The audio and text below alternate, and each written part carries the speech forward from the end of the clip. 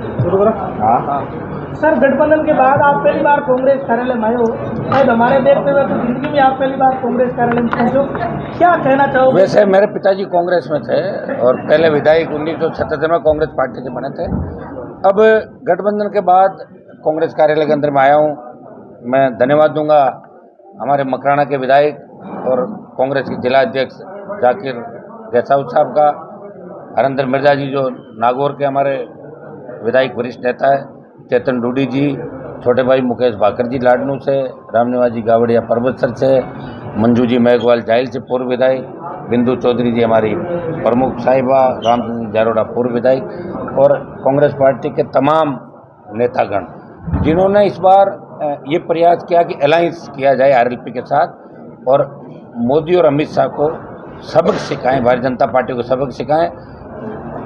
हमेशा नागौर देश की राजनीति की धुरी रहा है और जिस तरह भारतीय जनता पार्टी का नेतृत्व है नागौर को टारगेट करके और जिस तरह लोगों की ज़बरदस्त ज्वाइनिंग कांग्रेस छोड़ा के बीजेपी के अंदर करवाई और जिस तरह का माहौल इन्होंने यहाँ बनाया, इन सब की इच्छा थी कि हम मिलकर लड़ाई लड़ें और भारतीय जनता पार्टी को हम शिकस्त दें। मैं तमाम नेताओं का धन्यवाद ज्ञापित करता हूँ, प्रदेश के नेताओं का और देश के नेताओं का, कि इंडिया गठबंधन का राष्ट्रीय लोकतांत्रिक पार्टी को हिस्सा बनाया। और मैं इन तमाम नेताओं को ये विश्वास दिलाना चाहता हूँ कि मेरी आपको जहाँ भी आवश्यकता पड़ेगी मैं खड़ा मिलूँगा, अपन सब मिलकर लड़ाई लड़ेंगे जिले के अंदर। और 5 साल हम इस प्रदेश की निकम्मी नकारा सरकार जो बनी है, जिस तरह के मुख्यमंत्री के बयान आप देखिए रोज़, जिस तरह की हालत प्रदेश के अंदर बने, पता ही नहीं चल रहा है कि सरकार है या नहीं है।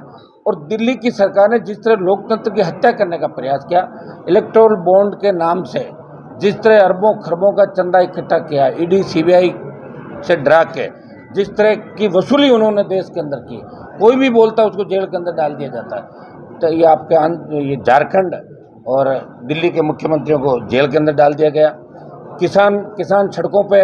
और मैंने पिछली बार लोग ये भी सवाल करेंगे कि आप तो एनडीए गठबंधन में से, मैं एनडीए गठबंधन में मेरी शर्तों के साथ था और जैसे ही तीनों कृषि बिल आए मैंने एनडीए को ठोकर मारी और किसानों के साथ उत्तरी भारत का एक किसान का बेटा 70 दिन सड़क पर बैठा रहा। और सेना को जब ठेके पे दिया उसका भी विरोध पुरजोर तरीके से किया, बढ़ती महंगाई से लेके जब पहलवान बेटियां तकलीफ में थी तो एकमात्र नागौर का सांसद वहाँ जाके लड़ाई लड़ रहा था। मैं सबको विश्वास दिलाता हूँ कि इस बार हम मिलकर सड़कों पर लड़ेंगे, विधानसभा के अंदर हमारे सारे भाई लड़ाई लड़ेंगे और लोकसभा के अंदर भी जिस तरह पिछले 4 साल गठबंधन पहले टूट गया था, 4 साल में राजस्थान के जितने भी लंबित मुद्दे थे 24 बीजेपी के सांसद थे, एक सांसद आरएलपी पार्टी का जो एनडीए गठबंधन से अलग होकर था, वो हमेशा राजस्थान के हितों की पैरोकारी कर, चाहे ईआरसीपी का मामला हो, चाहे सिंचित क्षेत्र बढ़ाने की बात हो, और ये हमारे जल समझौते और जो पंजाब हरियाणा से हमारा पानी बार बार कम कर दिया जाता था, उन तमाम मामलों की अगर पैरोकारी करता आपको 25 में से कोई नज़र आता था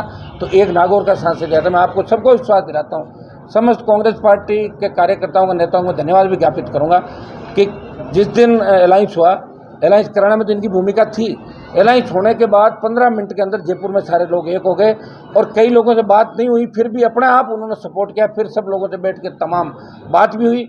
और कल जब हमने एंटर किया नागौर की सीमा के अंदर, एक जलजला नागौर के अंदर आया और उस ऐसा जलजला आया कि यहाँ मंच पर जब मुख्यमंत्री और दूसरे लोग बैठे थे वो भाषण देते देते अपना ट्रैक ही चूक गए, भाषण तो देना था नामांकन का, और चल पड़े दूसरी दिशा के अंदर। ये जलजला ये साबित करा कि नागौर की जीत, जो इंडिया गठबंधन के अलायंस की हमारी जीत है, वो ऐतिहासिक होगी, सारे रिकॉर्ड तोड़ने की जवान तैयार है, कांग्रेस पार्टी की पूरी टीम तैयार है। और आरएलपी और कांग्रेस अगर नागौर में हिल जाती है और वोट का परसेंटेज अगर देखोगे तो 100 में से 78 पर पहुँच जाता परसेंटेज, तो मेरे हिसाब से तो ठीक रहेगा।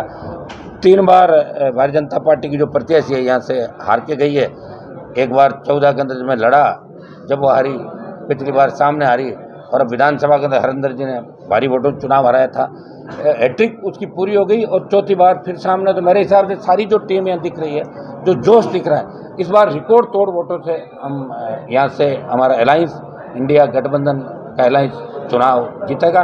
और ये सारे नेता भी जो एमएलए ये भी चाहते हैं कि हनुमान जी को जल्दी से दिल्ली भेज दो, यहाँ को डिस्टर्ब नहीं करें, इनकी भी इच्छा पूरी हो जाएगी, समझिए, ये दिल्ली जाएँ और हम यहाँ आराम से काम कर दो। आप निश्चित रहें, मैं आपके साथ हूँ। अपने ज़िले में अभी आपने कहा कि सबक सिखाने वाली बात, तो दोनों तरफ से ये कहा जाए कि सरकार सबक सिखा देंगे, तो ये सबक सिखाने वाली पॉलिटिक्स ही चलेगी या इससे भी ऊपर कोई बातें होगी जिले के लिए? देखिए, हमने तो जिले के विकास के लिए आपको पता है प्रयास किया कि जिले में अभी जो रोड है चारों तरफ आप बन रही है, ये आप सारी बातें देख रहे हैं। जब ये वर्तमान अभी उम्मीदवार है, जब एमपी थी, अपना बजट खर्च करना भूल गई, 5 करोड़ रुपए शेष रहे जो मैंने अकाउंट बंद करा के बाद में खर्च किए थे। एक दिन लोकसभा के अंदर में जिले की बात नहीं करी। एम्स की डायरेक्टर थी, एक व्यक्ति का इलाज देश के अंदर नहीं कराया कि भाई जैसी पर्ची पे इलाज होता है। वो तो देखा आपने 9 से 14, उनको भी देखा है, हमें भी देखा है। 19 से लेके और 24 तक का जो कार्यकाल आप देख लें कि नागौर जिले के अंदर केंद्र की कौन कौन सी योजनाएं, जैसे सड़क हो, रेल हो, इस केंद्रीय विद्यालयों की बात हो, चाहे मेडिकल कॉलेज की बात हो, प्रयास किया और प्रयास का ही परिणाम है कि आज चारों तरफ आप देख रहे हैं जिले में चारों तरफ केंद्र का भी पैसा लग रहा है और स्टेट में भी हम लोगों ने प्रयास किया, सबने मिलकर प्रयास किया। आज नागौर विकास के पथ पे अग्रसर है, सड़कें भी बन रही है, स्कूल बन रहे हैं, कॉलेज रिकॉर्ड तोड़ नागौर जिले के अंदर बने, ये सब हमने मिलकर प्रयास किया, इसी का परिणाम।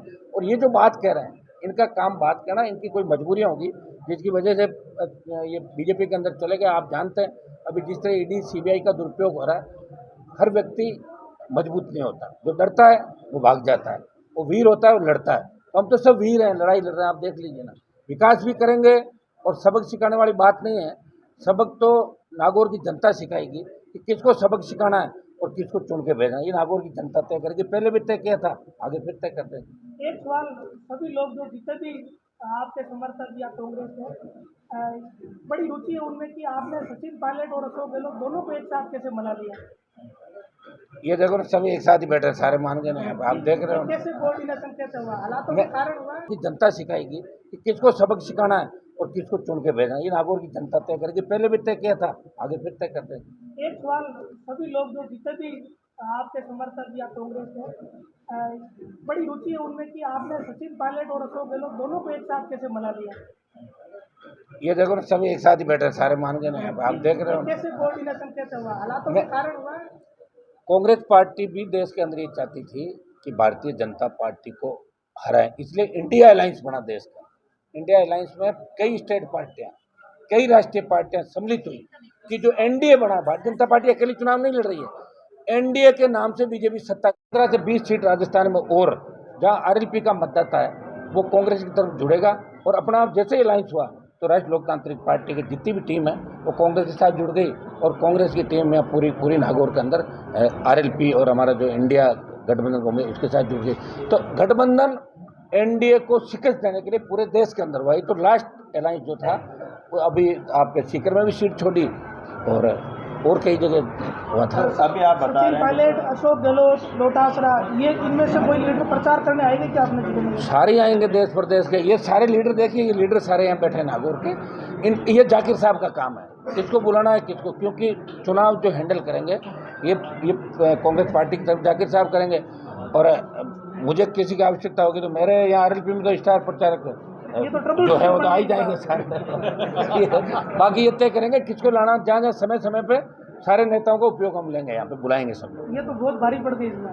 हाँ, ये हमेशा ही भारी। सर, आप कह रहे हैं कि एनडीए गठबंधन में आपकी कुछ शर्तें थी, तो इंडिया गठबंधन में कोई शर्तें रखी? अभी कोई शर्त नहीं, अभी एक ही शर्त है कि मोदी और अमित शाह का घमंड तोड़ना है, ये शर्त है, वो मिलके तोड़ेंगे हम लोग। सर, 14 और 24 वाला चुनाव थोड़ा समान लग रहा है, तब रूपाराम जी बूढ़ी ने मोर्चा खोला था, अब उनके बेटे ने खोला है। बेटे ने खोला। ये तो हमेशा खोल के ही बैठे, बंद कब किया था इन्होंने मोर्चा तो खुला हुआ रहता है इनका। ये तमाम जो हम बैठे हैं सारे सारे, देखिए अब आप सबसे बड़ी बात अब की बात जिले में देखिए, यूनिवर्सिटी की पॉलिटिक्स क्या है। महेंद्र जी हो गए, मैं हो गया, मुकेश भाकर, रामनिवास गावड़िया, रामचंद्र जारोड़ा हमारे से आगे थे, अरिंदर जी भी हम सब के सीनियर, बिंदु जी, तो मंजू जी सारे सारे देखिए यूथ जनरेशन मोर्चा संभाल रही है। और कल जिले के अंदर यही मैसेज यही था कि हम सब आपको एक साथ देख के खुश है पूरा जिला, क्योंकि नौजवान कहीं न कहीं कोई आरएलपी को सपोर्ट करता था, कोई कांग्रेस के युवा नेता हूँ, उनको लगा कि अब एक साथ ही सपोर्ट कर देंगे।